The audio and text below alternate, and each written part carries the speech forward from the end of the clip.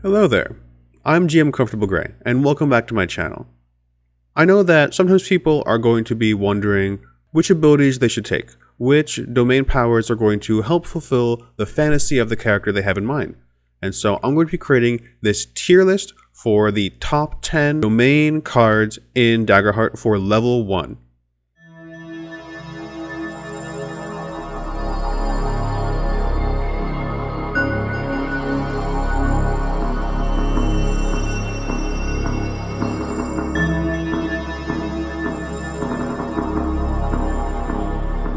I want to start off by setting the stakes and clarifying that this is entirely my opinion based off of general ttrpg knowledge and for having played and created some Daggerheart worlds already. The basis is that I'm going to be comparing this to what you can normally spend hope on as the base resource cost, with a single hope being relatively cheap, 2 hope being moderate, and then 3 or more hope actually being pretty expensive. Stress is expensive, while actions are an opportunity cost, because you could risk giving your gamemaster an action token or a fear token, which would create danger for you as a character. And so let's go ahead and dive right in. Number 10 is Bolt Beacon. Make a spellcast roll against a target within far range. On a success, spend a hope to send a bolt of shimmering light towards them. Treat it like a ranged weapon, dealing d8 magic damage that makes them glow brightly and become temporarily vulnerable. This of course has obvious combat benefits. It does moderate damage, it's got good range, and a low cost as well. The fact that you're going to be making the target temporarily vulnerable for your entire party is really good, which is why it stands in the top 10 of the 27. It's just that dealing the d8 damage, not incredible, has some exploration benefits to it as well by making the target, which can be a creature or an object, have shimmering light. They will glow brightly. You could use this to track people down or things down. It's got no social uses. In theory, you could make a target vulnerable, but if you're doing damage to them, then I believe that the time for negotiations are already behind you. Because the damage isn't higher, and because the Game Master can pretty simply just spend a fear point to get rid of the vulnerable, that's why it's only number 10 on this list, which doesn't mean it's bad. It means it's one of the best. Number 9, Gifted Tracker. Make a spellcast roll to track or ask the GM one question. You'd be able to learn about a specific creature or a group of creatures based on signs of their passage. If you spend hope before the roll, you can double your spellcast trait as the modifier. If you encounter any creatures you've tracked, your evasion against them is +2. First of all, I want to clarify that evasion is what the adversaries are going to be rolling against you for any physical, mental, or social conflict. So that +2 is going to give you a lot of resilience. So that's got automatic combat, exploration, and social aspects to it. The spellcast roll isn't going to be too difficult, most likely, and you can take your time, so you can even stretch yourself out, have allies give you hope. You're probably going to pass that spellcast roll. Because you can learn things about them based on the signs of their passage. That can be what they like to eat, how many there are, what they're wearing, their patterns.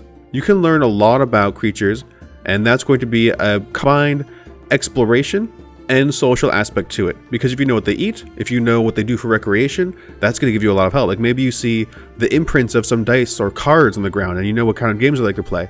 That could give you a lot to work with. Because it doesn't do too much actively, it's just going to be asking questions, learning. I couldn't give it any higher than 9 out of 10, but still really powerful ability that you're probably going to pass, especially if you have a friend help you. You spend your own hope to double your spellcast trait as the modifier. Incredibly reliable way to get a +2 evasion and learn some things about your quarry. Number 8 is the Book of Ava. In general, the grimoires are really good because they give you so much for a single domain card. Starting with Power Push. Make a spellcast roll against a target in melee range. On a success, they are blasted back to far range and take d10 magic damage. Tava's Armor. You may spend a hope to give a target you can touch plus 1d6 to their armor score the next time they spend an armor slot. You cannot stack Tava's Armor multiple times onto a single creature. And Ice Spikes. Make a spellcast roll to summon large ice spikes within very far range. May also treat them as a ranged weapon against a target or a group. On a success, they deal d6 physical damage. Let's just take it piece by piece. Power Push is going to be able to blast a target, again, creature or object to far range. That's got obvious combat implications. Positioning your enemies can always be very useful, but the fact that you can launch objects I think is really good for exploration. That if you've got things in the way, It doesn't really give a limit to that, and it's got above average damage with its scaling D10. Tava's armor. Hope is inexpensive. There's no reason over a day you couldn't give everybody in your party a plus 1d6 to their armor score for the rest of the day, at least until they need to use it again. It's just a good general buff. So we've got offense, utility, and defense right there. Then third, Ice Spikes is an area of effect ability, which are hard to come by, especially at the lower levels. It might only deal d6 physical damage, but if you're dealing with a swarm of rats, you only need to roll 1. So you're gonna defeat this group of rats pretty reliably. You might be able to get some creativity out of this by summoning the large ice spikes. That's going to depend on your game master. You've essentially got 2 force type spells right here, and then an ice spell, so maybe you could conceivably augment that with your prestidigitation if that's where you're using it. You can be pretty creative with it if your game master allows. This is a full combat kit right here. Your character has everything for support, offense, and a little bit of utility. Number 7, Inspirational Words. You can imbue your speech with enhancing power. You can mark a stress when you recite your words and choose an option from the list below to grant to an ally who hears it. Clear a stress, heal a hit point, or gain a hope. Stress is expensive, but this is the only healing ability at level 1 that you can use in combat. Bending Touch says in the flavor text it takes a few minutes to use, and so it's going to be a little bit more effective, but you also can't rescue somebody's life with it.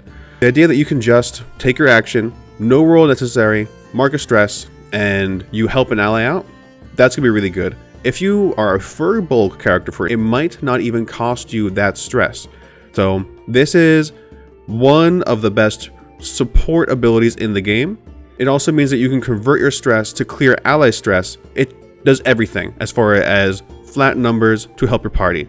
No limit on use except for your resource, which you can also recover, especially if you're using other abilities to mitigate it, and it can incentivize you to choose the stamina potion at character creation. Number 6, Book of Tyfar. Wild Flame. Make a spellcast roll against up to 3 enemies very close to you. A flame erupts from your hand, dealing 2d6 magic damage to any you succeed against. Magic Hand. You can reach out with a magical hand, the same size and strength as your own, to anywhere within far range of you. And Mysterious Mist. Spend a hope to cast a temporary, thick fog that encircles a stationary area up to very close range, your current location. Everyone within is hidden to anybody outside the fog. There's clearly a little bit of a typo in Mysterious Mist, but we're going to forgive it that. Wild Flame, 1 action, target 3 enemies, very close range. That's going to essentially be your classic Burning Hands. 2d6 damage is good damage for level 1. It's still good damage for level 2 because it means you don't need to invest into your proficiency for that first couple of experiences. So the action economy on Wild Flame is really good for offensive abilities. Magic Hand is an incredible utility spell. The fact that it can encourage your character to invest in strength, this also tells to me, because it doesn't tell you what you can and cannot do with this, maybe you have the grappler in the Magic Hand and you use it to pull enemies off of objects. It's just the usual stuff you can do with a little bit of telekinesis. This is stronger than the Pathfinder and D&D Mage Hand, which is already one of the best cantrips you can have in the game. Really wonderful exploration. The Magic Hand is one of the big reasons why this is appearing so high on the list. There's so much you can do with it. Mysterious Mist is a little bit hard to gauge. It's got a little bit of defensive combat abilities. It says everyone within is hidden to anybody outside the fog, which implies that you can see each other while you're within the fog, and you can see outside of the fog as well. So it's going to be unidirectional. That makes it good in combat. If you were hidden, the enemies have disadvantage when they're targeting you. So it could even have a little bit of a social idea, but I think it's really talking about attacks. Another good, well-rounded book to use. You've got damage, you've got utility, and like the Mysterious Mist has got that exploration and defense aspect to it. Number 5, Vicious Entangle. Make a spellcast roll against a target within far range. On a success, roots and vines reach out from the ground and temporarily restrain them, dealing 1d8 physical damage. On a success, you may also spend a hope to temporarily restrain any enemies very close to your target. This is your classic crowd control ability. It's got good range, decent damage, and restrain is a powerful condition if you know what your enemy is doing. I'm ranking it so high because I feel like the area of effect, being able to restrain multiple enemies, is really powerful, especially considering that these are only level 1 domains and I'm only keeping this review limited to level 1 so that everything's in consideration to each other. Because it says against a target, again, that's going to be creatures or objects. You could use it to keep things in place. You don't have time to lock a door, restrain the door right there. I think you could argue that you're not going to have to do damage to people if you spend the hope. The vicious roots and vines are going to sprout from a place nearby. You spend the hope, and then anybody around that target are the ones who are going to be restrained with no damage. So it's even a little bit more powerful and versatile right there. You don't want to break the door, you just want to hold it in place. While it is going to be temporary, you could restrain a bunch of enemies with this, and my understanding is that the game master would need to spend a fear for each one they're going to be ending the temporary effect on. That's a huge token efficiency right there. That's why this is going to be one of the best spells in the game for low level. Only issue is that for higher levels, the damage isn't going to scale. Number 4, Nature's Tongue. You can speak the language of the hidden natural world. When you want to speak to the plants and animals around you, make an instinct roll. On a success, they'll give you the information they know. With fear, their knowledge might be limited or come at a cost. In addition, whenever you make a spellcast roll while within a natural environment, you may spend a hope before the roll to add +1 to the result. So right there, this is going to be enhancing all of your spellcasting. If you have access to the Sage domain, there's almost no reason not to get Nature's Tongue if spellcasting is going to be a major part of your character. The hope is cheap, a +1 isn't incredible compared to getting advantage from a friend, but I'm really focused on the ability to speak to plants and animals. If this was only speaking to animals, it might only be number 10 on this list, but the fact that you can speak to plants as well, literally hearing things through the grapevine, there's so much information that people might not expect. If someone's got a little window cactus in their home, that could be a real source of secrets and rumors and gossip. I think this has got incredible exploration and social possibilities, and it has a little bit of a combat aspect to it as well because you can enhance your spellcast rolls most of the time. I think very few combats are going to be restricted to unnatural environments. Number 3, Wall Walk. Spend a hope to allow a creature you can touch to climb on walls and ceilings as easily as walking on the ground below. This spell will end after 10 minutes or when you cast it on another creature. This is appearing so high partially because you can cast it on other creatures. It's only cost a hope. Do a couple rolls here and there, you will have enough hope to cast this on your entire party, and then one at a time, get yourselves into a better position. So for combat, positioning can be huge. You can protect yourself a lot, get yourself somewhere where they can't attack you at all, or where you've got the height advantage and cover, and they're out in the open in the kill box. Otherwise, for exploration, absolutely peerless exploration option because you can cast it on your friends, you're not going to be left alone, and basically you can get anywhere that isn't flying or underwater with Wall Walk. Really good right there. No social aspect, but the positioning power of it is not to be ignored. Number 2, Rain of Blades. Spend 2 hope to conjure throwing blades that strike any enemies close to you. Make a spellcast roll, and all targets that you succeed against take a scaling d10 magic damage. If any targets you hit are currently vulnerable, they take an additional 2d10 magic damage. So off the bat, a little bit pricey. Close is further than very close, so it actually has good combat range, and it's going to be targeting any enemies with 1 roll. It does say spellcast roll. I had to read the rules a couple times. I believe that sneak attack does scale off of this, which is why this is going so high.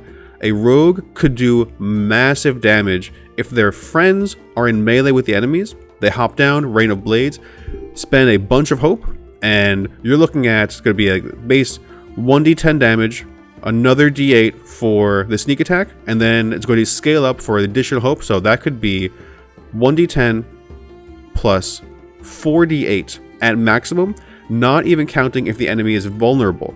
So huge burst of damage potential right here. I think this is the highest damaging level 1 ability, bar none. Its only downfall is that it has no real exploration or social capabilities. It's just so damaging. We're on to 3 honorable mentions. Uncanny Disguise.